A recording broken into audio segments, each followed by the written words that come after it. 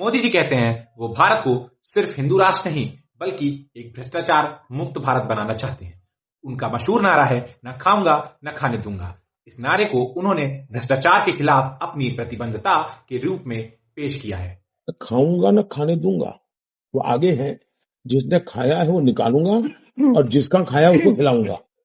कहा जाता है कि उनके मन में भ्रष्टाचार के खिलाफ एक सख्त रूख है। उनकी छवि एक ऐसे नेता के रूप में बनाई गई है जो करप्शन के खिलाफ बिल्कुल भी समझौता नहीं करेंगे।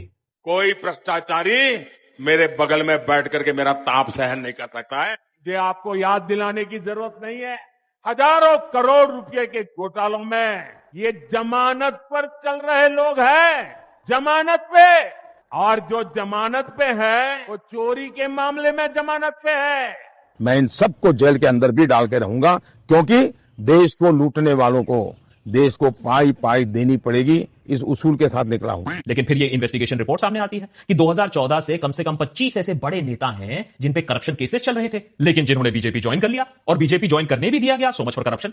और इन 25 प्रमुख नेताओं में से 23 ऐसे हैं जिनको जांच एजेंसी से राहत भी मिल गई। वॉशिंग मशीन में मेरा मतलब है बीजेपी में घुसने के बाद। लेकिन उनके आलोचकों का कहना यह है कि इस लाइन का असली मतलब है ये समझाना जरूरी है, इसलिए जरा ध्यान से सुनिए।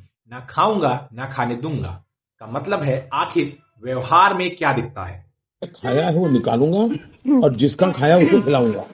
अब यहाँ पे इसका मतलब ये हुआ कि जब कोई नॉन बीजेपी नेता भ्रष्टाचार करता है और वो आरोपों में घिरता है तो वो सीधा बीजेपी ज्वाइन कर लेता है और वो बीजेपी वाला बन जाता है। फिर बीजेपी की वॉशिंग मशीन में धुलता है और सारे केसेस धीमे पड़ जाते हैं। इससे सवाल उठता है कि क्या नारे और जमीनी हकीकत में फर्क है? और सच पसंद हो तो हमेशा की तरह फॉलो, सब्सक्राइब और लाइक करना बिल्कुल मत भूलना।